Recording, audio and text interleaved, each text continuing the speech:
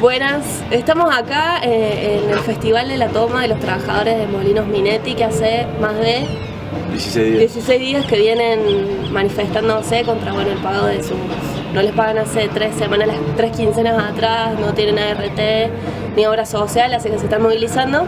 Y justo nos encontramos con Lucio, que es investigador de la UNC, en los cuales le vamos a hacer una entrevista por el trabajo de aproximación al trabajo científico de la materia producción científica y sociedad. Bueno.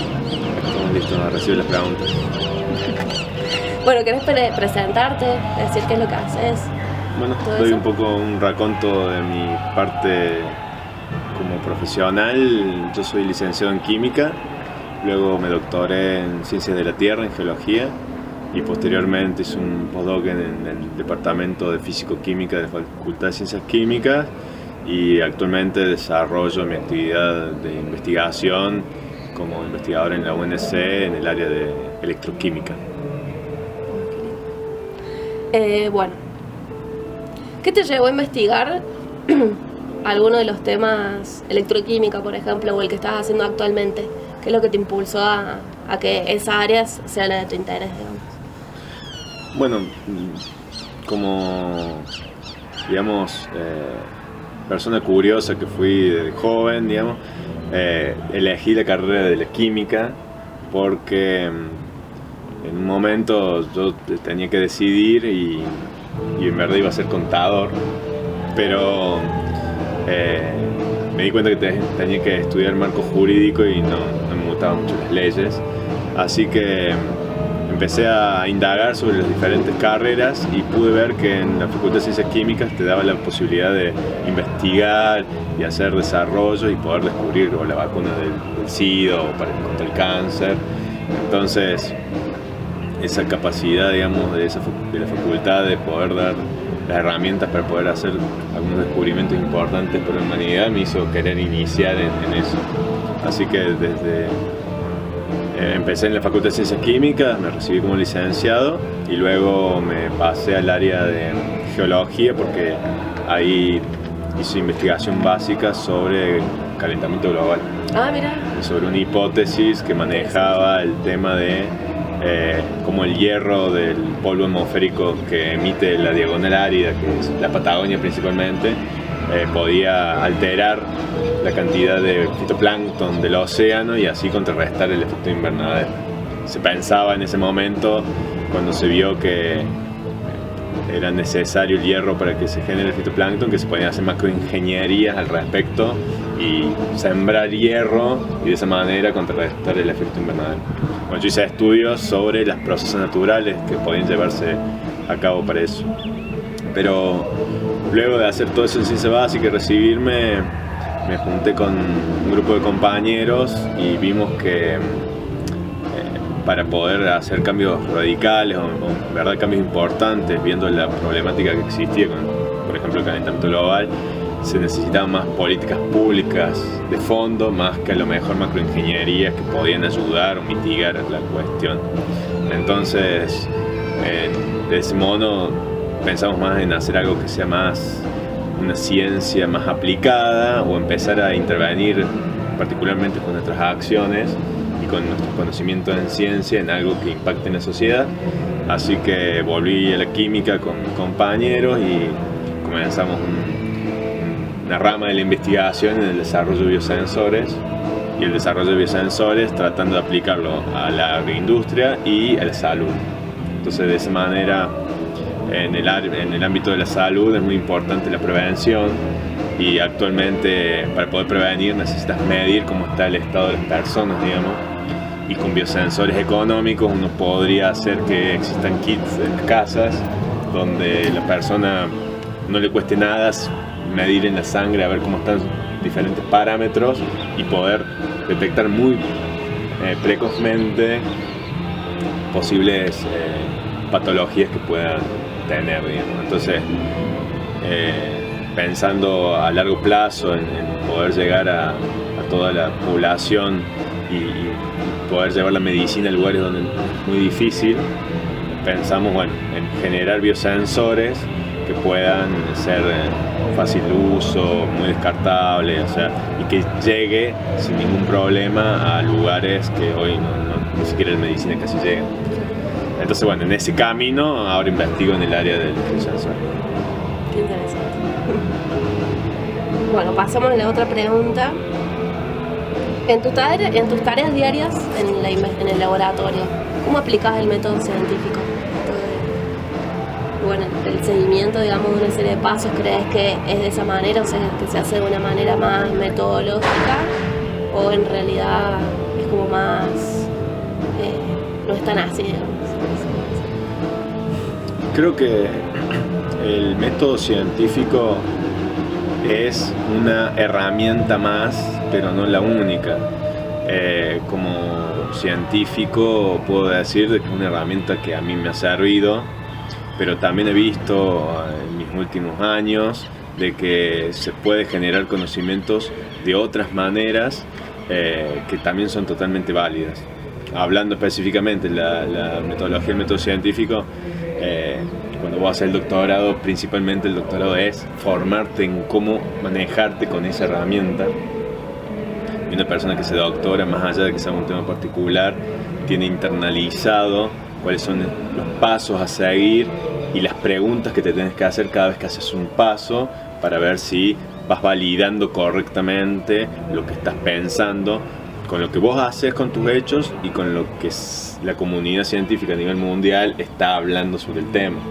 Entonces, bueno, es una forma de construir conocimiento, como también hay otras, pero es una forma particular en la cual la academia la ha estandarizado y genera ciertos parámetros que le da una prolijidad diferente a otros. ¿Y qué otra, por ejemplo, podés nombrar? Otro tipo de método, otro tipo de procedimiento. Otro tipo de procedimiento es conocimientos ancestrales de cultivo que no han sido, o sea, han sido por no explícitamente llevar el método científico, sino por interpretaciones que han pasado de generación en generaciones, de conocer ciertas cuestiones que a lo mejor sin saber a fondo el por qué sucedían, pero tan solo con el resultado que veían, ir modificando parámetros, ir viendo que les funcionaba, y así yo creo que la agricultura a lo largo de la historia ha mostrado que sin tener un laboratorio en donde hacen análisis y de una manera mucho más natural pueden conseguir avances tecnológicos, llamémosle, de envergadura y de impacto social muy grande, sin conocer cómo era el método y que tengas referee que te fijen lo que vos, si estás diciendo no bien lo que estás diciendo, sino los hechos en la práctica le decían que iban avanzando.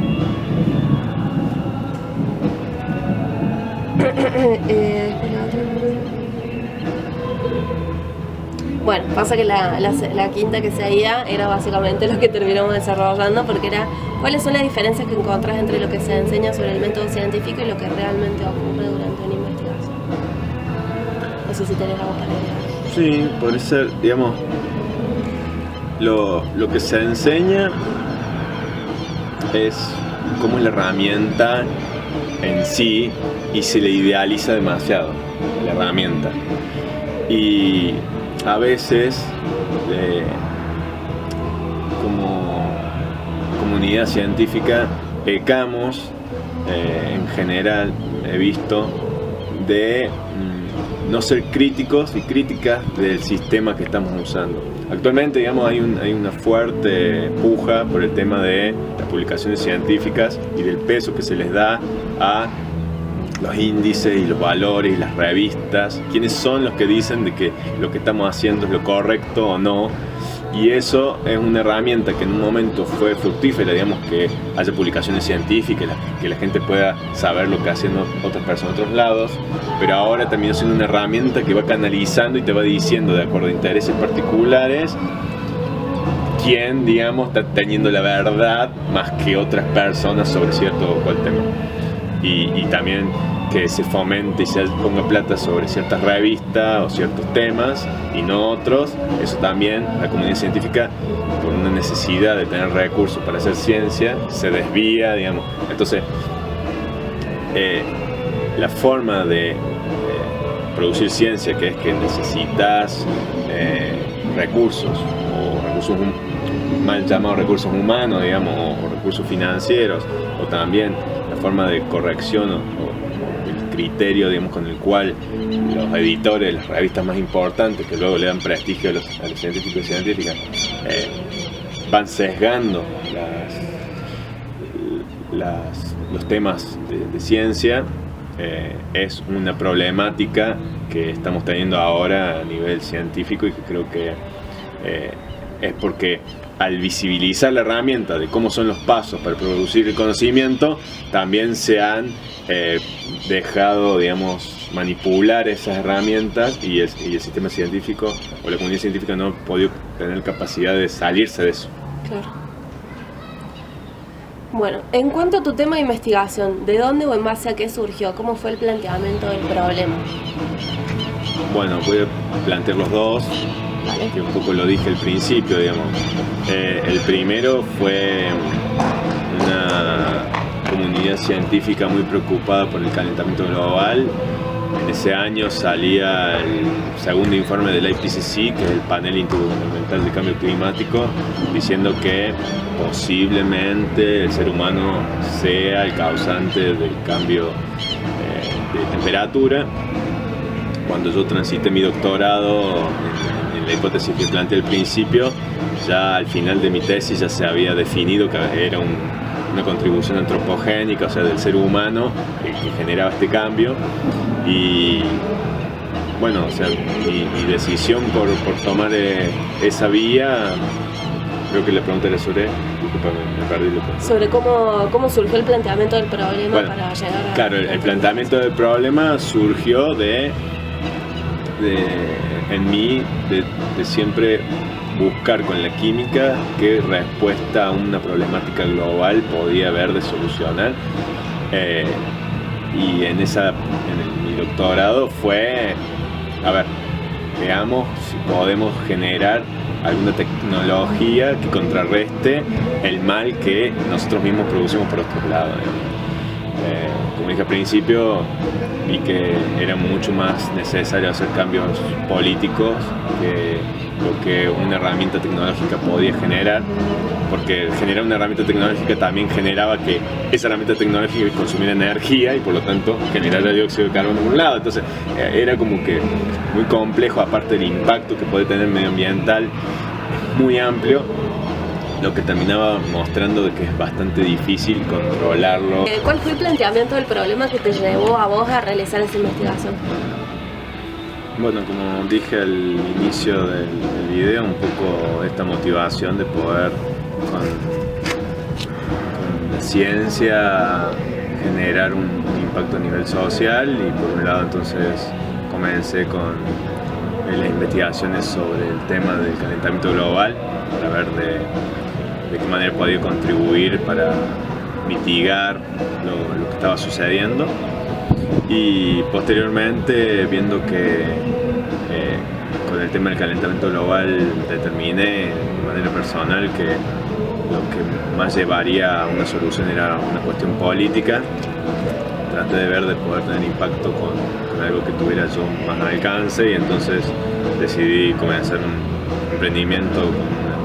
Realicé una empresa de base tecnológica que desarrolle algo que pueda tener un impacto social, y ahora con un conjunto de compañeros en un laboratorio nos dedicamos al desarrollo de biosensores para poder, digamos, desde el ámbito de la salud y del ambiente, poder hacer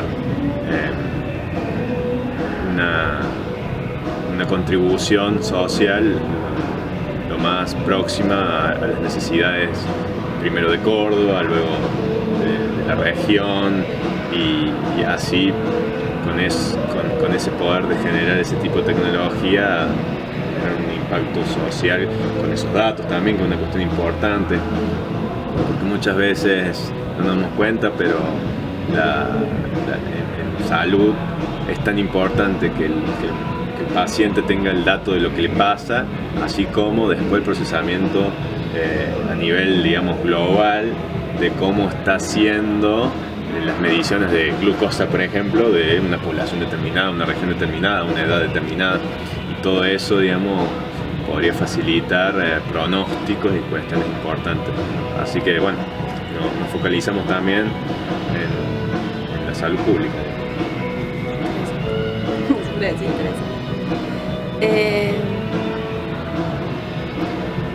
A la hora de recopilar la información, ¿cuáles son las fuentes que utilizan? ¿Cuánto tiempo les toma o es un trabajo constante?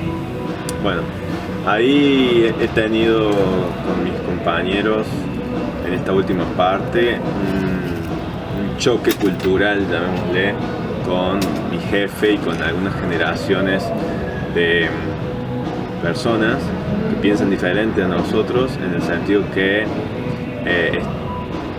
están muy instaurados en algunos círculos que es la comunidad científica la que tiene el 100% del conocimiento. Entonces, si vos tenés los papers y lo leíste y en la teoría está, bueno, lo que vos saques como resultado le va a servir a la sociedad per se. Nosotros pensamos que no era tan así, que más necesitamos tener una interacción con la sociedad y ver en realidad si la necesidad que uno se planteaba como hipótesis era la que en verdad era la necesidad, o cuando vas, en verdad es otra, que vos la podés estar malinterpretando, y que cuando la entendés y seguís en feedback con esas personas, la respuesta que le das con tu conocimiento, con el conocimiento que vas generando, es más próxima a resolver la problemática de las personas que, o de la comunidad o lo que sea. Entonces, bueno, ese choque entre estar más en el campo, llamémosle, consultando y yendo y viniendo y haciendo experimentos, y con los experimentos volvés y ves si las personas les sirven o no, y después te dicen que necesitarían tal cosa y volvés, no es lo mismo a leer toda la teoría, estar 4 o 5 años desarrollando algo, ir y después que no sea del todo adecuada, sí puede llegar a ser adecuada, pero no dar una respuesta, porque también hay mucho conocimiento que te transmiten implícitamente en los diálogos cuando estás en el campo.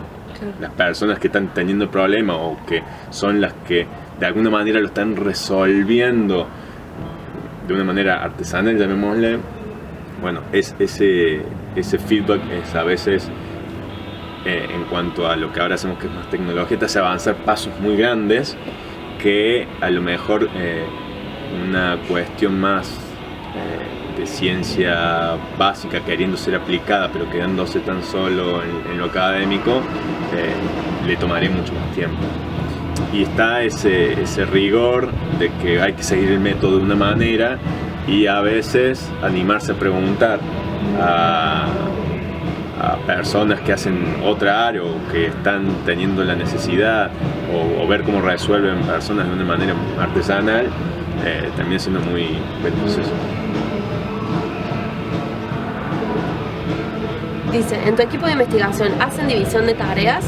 ¿Cómo es esa división y quién determina qué investigar? Sí, en nuestra área hacemos división de tareas, pero no nos guiamos más por... en un momento empezamos nosotros a generar las preguntas, pero en el momento en el que abrimos esto de consultar la necesidad, en lo que pensábamos que tenían la necesidad, se empezó a abrir todo un mundo de preguntas que tenían ellos, preguntas que nos generaron a nosotros, y como que de repente, bueno, teníamos que empezar a decir, elegir un poco, porque si no íbamos a empezar nunca con nada, porque íbamos a tener abiertas muchas puertas. Entonces lo que se generó es que tuvimos que diversificar, sí, tener un grupo muy plural, digamos. Tenemos bioingenieros que trabajan con nosotros, químicas, bioquímicas, gente que está en ingeniería electrónica. Después, bueno, ahora estamos buscando ingenieros industriales, una cuestión más particular. Trabajamos con gente que sabe físico-química, que es la parte más electroquímica básica, y después con gente de la salud. Entonces todos esos conocimientos sobre a lo mejor sobre una misma problemática, pero de muchas visiones, al principio hace que todo sea muy lento. Es como complicado empezar a tener dialecto, una forma de hablar que nos entendamos, porque muchas veces al principio uno dice algo y el otro lo interpreta nada que ver porque desde su profesión lo dice de otra forma y eso es otra cosa. Eso también es un tema que al principio hay que masticarlo, pero una vez que lo logras, el trabajo multidisciplinario, como que una vez que carrete y arranca, tiene bastante. Nosotros ahora estamos avanzando bastante y vemos que nos sentimos con ese lindo sabor de haber podido demorarnos 4 años en no publicar tanto, pero que ahora tenemos una batería de información y una batería de gente que trabaja con nosotros que podemos lograr ese impacto por el que empezamos al principio.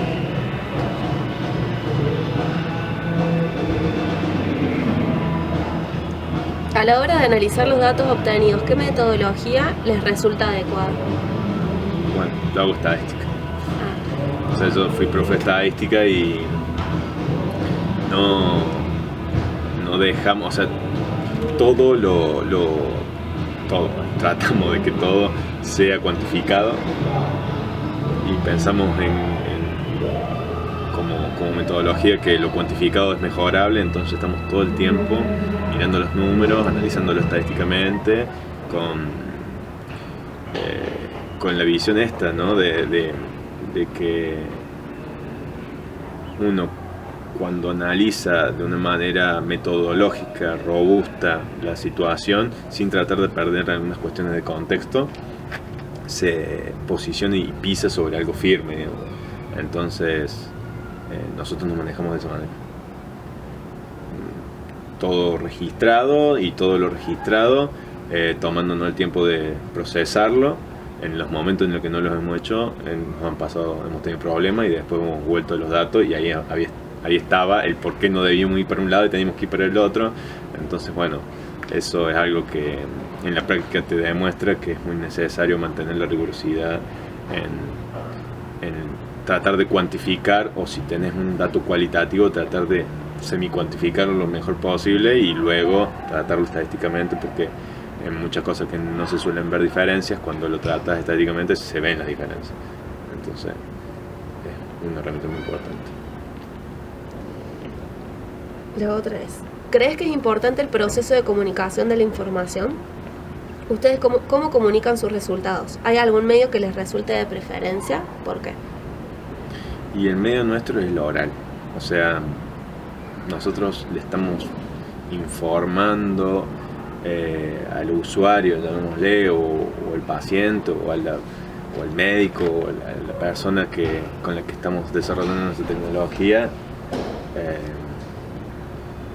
como que nos está dando lo que estamos haciendo, y también en cierto sentido cómo lo estamos haciendo, y eso nos facilita que su interpretación y su feedback siempre nos devuelven algo. O sea, las veces que nos quedamos mucho tiempo en el laboratorio produciendo y publicando una vez cada tanto, sentimos que avanzamos mucho menos que cuando de repente decimos, che, hace mucho que no fuimos a hablar con la doctora tanto, y entonces, che, no, bueno, vamos, y cuando vamos, ahí nos cambian 4 o 5 cosas de lo que estábamos haciendo siempre.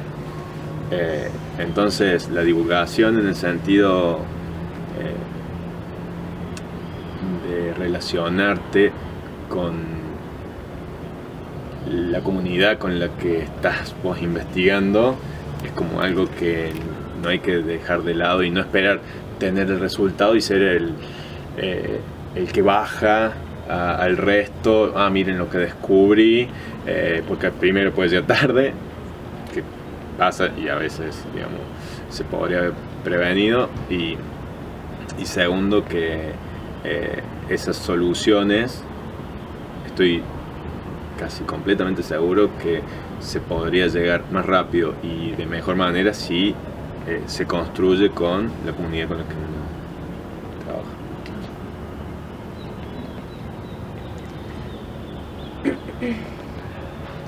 Según tu punto de vista, ¿cómo es el crecimiento de la ciencia en la actualidad? ¿A nivel mundial o argentino? A nivel mundial, y podés meter Argentina también cómo impacta. Yo creo que la implementación del método científico como herramienta siglo XVIII, siglo XIX fue un boom impresionante, siglo XX también, que motorizó los avances tecnológicos de una manera vertiginosa, se podría decir, pero que se descuidaron algunas cuestiones más del ser científico, no solo como una cosa aislada, sino que es un ser político. Y entonces, según tu punto de vista, ¿cómo es el crecimiento de la ciencia en la actualidad? Desmedido sin un horizonte. De repente el horizonte no lo pone la comunidad científica, sino que el horizonte es donde están los recursos, y los recursos los ponen gente particular. Entonces hubo un momento cuando se inició la utilización del método científico en el cual se hicieron avances importantísimos de una manera vertiginosa, pero luego la comunidad científica empezó a sesgarse a tan solo poder realizar ciencia en lo que había fondos. Entonces esa terminó siendo una herramienta para guiar la ciencia de un lado para el otro y no las necesidades reales que existen de la humanidad, o que la humanidad tengan dudas y que se necesiten contestar. Entonces actualmente la manía de las publicaciones científicas y que sea lo único que mande es bastante complicado, está siendo algo complicado. Y también el posicionamiento de la comunidad científica como la única entidad que tiene la última palabra, o la verdad como verdad per se, que ha callado a otras formas de generar saberes. Total. La próxima es cómo definís vos la ciencia y la técnica. ¿Cómo la defino yo? Y yo, bueno, sí, definiría la ciencia como una herramienta y la técnica como la aplicación de esa herramienta. La ciencia como la herramienta que tiene una manera de construir saberes, y la técnica como la que utiliza esos saberes y los aplica de una manera más, llamémosle, tecnológica o funcional, porque la tecnología tampoco hace falta que sea algo electrónico, puede ser una cuestión social, y creo que esas serían las diferencias. ¿A qué crees que hace referencia el aspecto acumulativo de la ciencia? Aparte de esta, ¿qué otra característica de la ciencia elegirías como la más relevante? Bueno, el aspecto acumulativo es como uno de los pilares con los cuales la ciencia ha podido ganar terreno y credibilidad a lo largo del tiempo, y ahora es como una entidad que está lejos de poder ser criticada o digamos repreguntada, y bueno, esa fortaleza fue que demostraba digamos poder ver la realidad y explicar la realidad cada vez de maneras más resumidas y a la vez más abarcativas. O sea, te lo decía, te explica las cosas de una manera más sencilla, pero a la vez que esa sencillez hace que se replique en muchos sistemas. Entonces, poder utilizar ese conocimiento como pilar para luego pasar a otra acción o a poder encontrar otro conocimiento, se hace más fácil. Te paras en conocimientos y en saberes que son muy fuertes, y eso genera todos los avances que se han generado. película que a mí me impactó hace poco, es una película en la que aparece la vida de Einstein y Eddington, y ahí es un claro ejemplo de cómo la ciencia se va, digamos, de manera circular, digamos, apoyada en otros saberes, avanzando hacia adelante, porque hasta ese momento Newton era el dueño de la física, y aparece un alemán, y los ingleses estaban locos por quién era este alemán que estaba diciendo que no estaba del todo bien lo que decía Newton, y bueno, entre un inglés empirista, o sea que hacía experimentos con cuestiones astronómicas, demostró que Einstein, un alemán con la parte teórica, había podido, sobre una ciencia que ya estaba y en la que Newton había trabajado, hacer un paso siguiente y llevarnos a lo que ahora tenemos celulares, tenemos todo por la teoría de la relatividad, digamos. Y eso es un claro muestra de los avances que se pueden hacer, pero no es que porque se haya caído la teoría de Newton estaba mal. Newton pudo explicar en el momento en el que estuvo y con lo que hizo lo mejor posible todo un sistema, pero luego, gracias a que él explicó eso, se pudo hacer un montón de otras cosas en las que luego aparece una persona como Einstein y puede ver todo de otra manera, como en una caja más grande aún, donde bueno, explicabas todo bien vos, Newton, con esto, pero ahora yo veo todo esto otro y esto otro no se explica como vos. Bueno, esas cuestiones como que cada vez vamos ampliando la caja y vamos entendiendo un horizonte mayor. Eso nos lleva a la acumulación de la ciencia. Bueno, dice, tomando como ejemplo tu investigación, ¿podrías describir de forma breve cuáles fueron las hipótesis con las que trabajaron y las leyes o teorías en las que se respaldan? Sí, cuando estudiaba calentamiento global,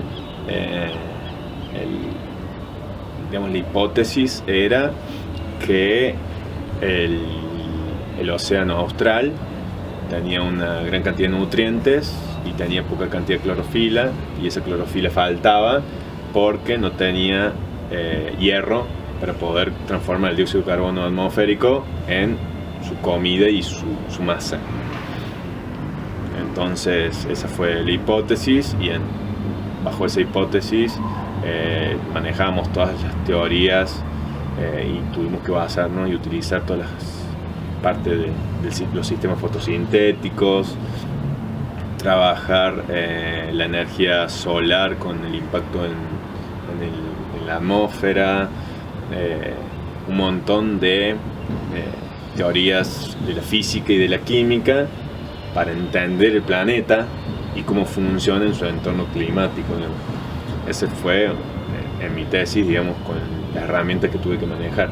Me apoyé, digamos, en todo lo que se conocía del ciclo de Milankovitch, que es cuestiones astronómicas, que cómo se acerca a la Tierra y se aleja con respecto al Sol, y también manejar cuestiones de la química, de qué pasa cuando el hierro, o sea, un átomo o una molécula está en el océano que tiene un pH dado, qué le sucede. Entonces todas las teorías que te respondían a poder entender eso, como las cuestiones biológicas de cómo interacciona toda la parte química con el crecimiento, ¿no?, de la vida. Entonces bueno, y todo eso venía de teorías que vienen de hace años generándose. Y en la parte actual, en la que hago biosensores, me baso muy fuertemente en la teoría de la relatividad y en todo el tema del conocimiento actual del movimiento de los electrones, básicamente, que llevó a poder tener toda la parte de la ingeniería y los conocimientos que tenemos de ingeniería. Y bueno, hay miles de teorías y cuestiones que están detrás de la física y la química, que son como los pilares de la ciencia en la que yo estoy.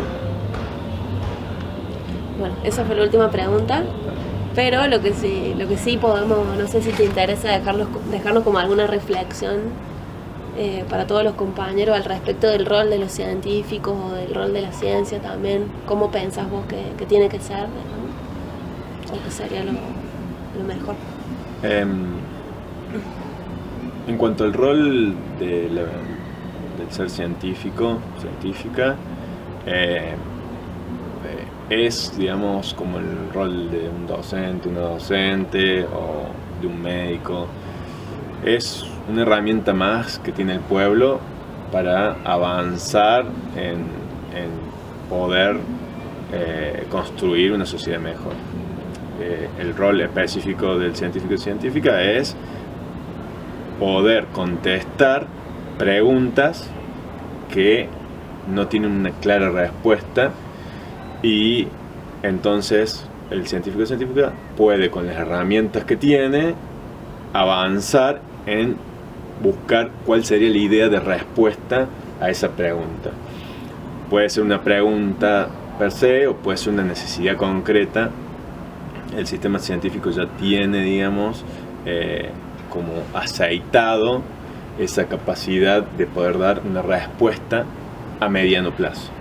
Tiene una cierta cuestión de delay con respecto a los tiempos. Hay algunas cuestiones que es la parte más de técnica de la ciencia. Cuando también me preguntaste ciencia y técnica, yo creo que nos estamos olvidando un poco de la técnica, porque el sistema científico está a lo mejor muy preocupado en las preguntas profundas, y un poco nos hemos olvidado de aplicar y traspasar todos estos conocimientos que estamos creando y que se están en terabytes acumulando en la nube a la sociedad, que es la que en sí, por la cual nos hacemos las preguntas. Entonces tenemos una gran responsabilidad como comunidad científica en tomarnos el trabajo de transmitir lo que conocemos y lo que aprendemos, y de no solo transmitirlo oralmente, yo descubrí tal cosa, sino fehacientemente, a lo mejor con interacciones con la sociedad y con un ida y vuelta también con la sociedad.